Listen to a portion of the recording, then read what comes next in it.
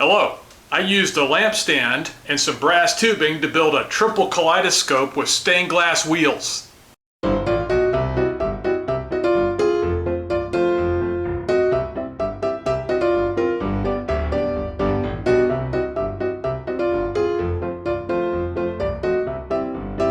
Because if you're taking up shelf space, why waste it on one kaleidoscope when you can have three?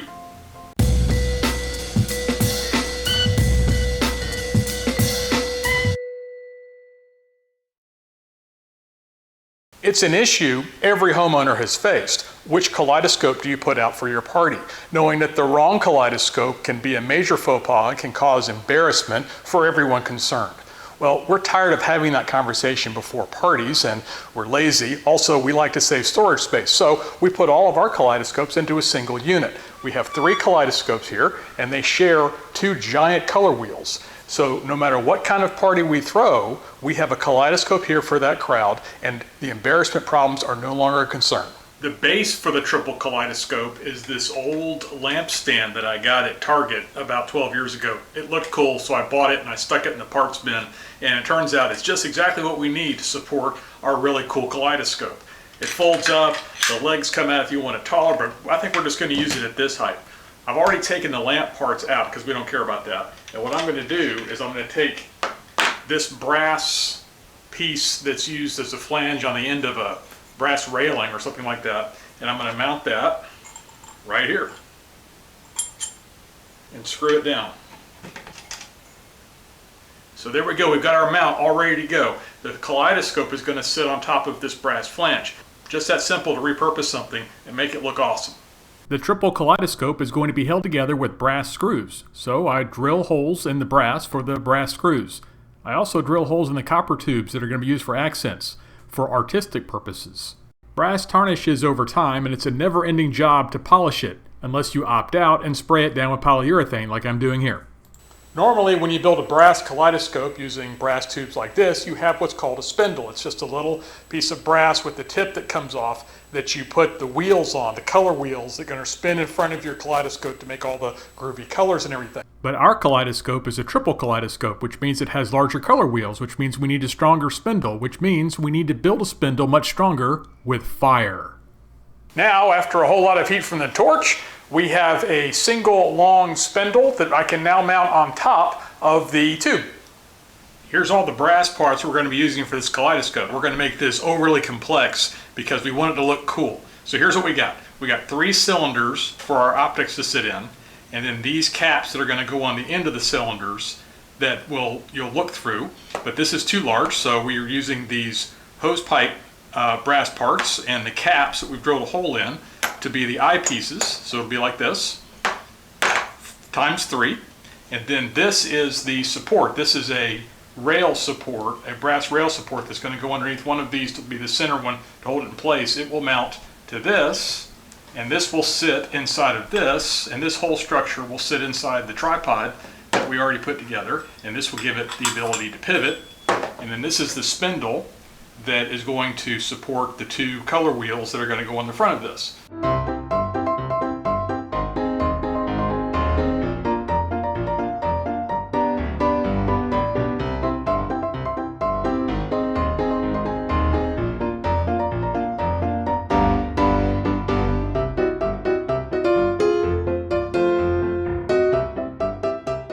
Well, that's the primary metal work done. Now I've got this 3-tube weird looking space blaster thing. Fits right here on top of our commercial lamp stand, and now it looks like a steampunk machine gun or something like that.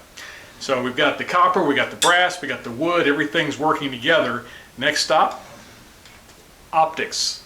And by optics, I mean lots of mirrors. That's right, mirrors. Kaleidoscopes are just a tunnel of strip mirrors like this. Now, the type of mirror that's used is called first surface glass. The mirrors that you have in your bathroom and the other mirrors that you use have the silvering on the back side, and you've got glass on the front, so you can clean it and you're not going to destroy the silvering. But in a kaleidoscope, that glass is also a reflective surface, and so it gives you 2 reflective surfaces, and it's terrible for optics. So for optical purposes, like kaleidoscopes, they use what's called first surface glass, where the silvering is on the first surface. You don't have to look through the glass to see it.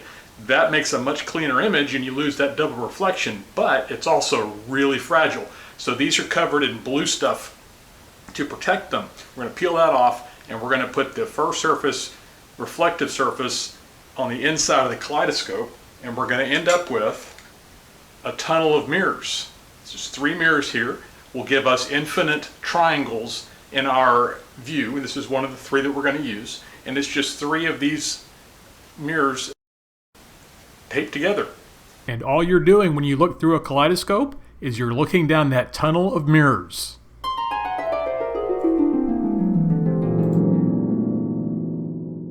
All right, these holes are tiny and it's really hard to film through them, but I'll do my best so you can see what it looks like in here. Really, when you're up close and looking through it, it's pretty awesome, but I can't get the camera that close, so just bear with me.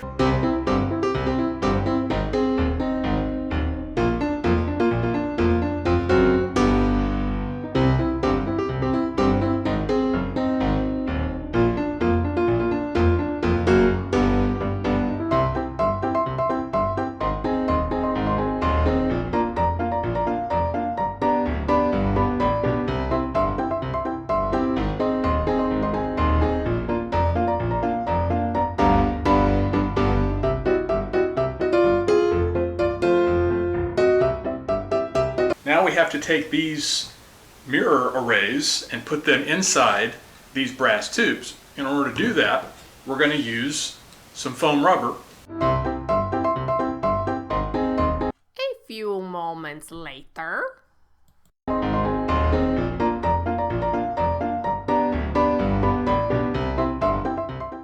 Now it's time to build the super retro eyepieces that will allow the user to see the kaleidoscopic effect while protecting the mirrors. These eyepieces are just end caps from some handrails, plus some common garden hose parts, but when assembled look good enough to make it look like I knew what I was doing. Kaleidoscopes have color wheels, usually made out of stained glass or some other colorful material, that spin around in front of the tubes so that you see all the groovy colors when you look through the optics. Usually these are supported by this little brass sleeve that goes over a brass rod that you solder or otherwise attach your color wheel to. Well, I hate soldering copper to brass. It takes too much heat. It's always brittle when I do it and so forth. So we're going to make these. A couple of 1/4-inch copper tube end caps are soldered together to make our spindles. This will give us a spindle of about 1 inch in length that will allow us to put multiple layers of glass nuggets in our spinning wheels. Because when you're building a kaleidoscope this large, you need multiple layers of nuggets. It's time to build the color wheels. Color wheels are the glass wheels that sit in front of the kaleidoscope that spin around and give you pretty colors and things that make the kaleidoscope look all groovy. Well, most kaleidoscopes use a 3-inch wheel in front of them. They're about this big to provide that color. Well, this is a triple kaleidoscope, so a 3-inch wheel isn't large enough for all 3 of our sets of optics to see. So we're going to use an 8-inch wheel, much larger.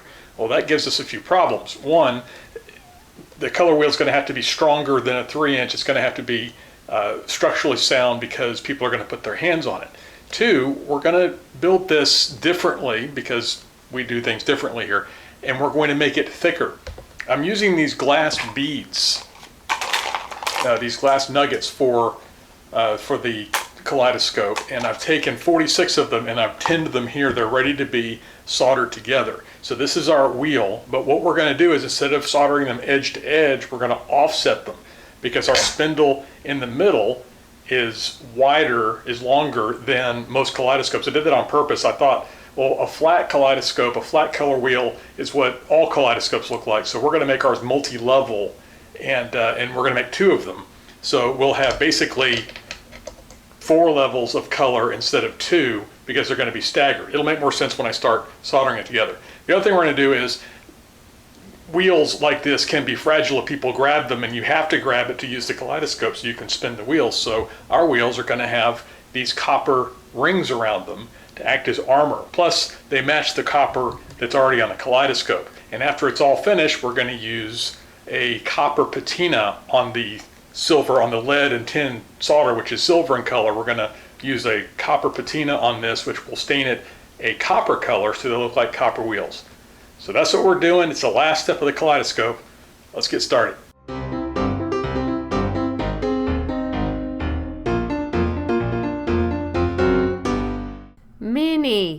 Many minutes later.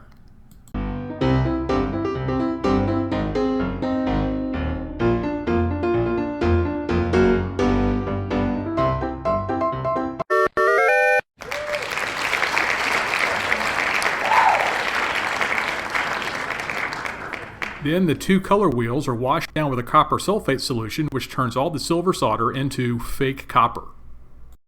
And that's it. The final step is to put the two color wheels on the spindle and put the nut on the end to hold them in place. We're all done.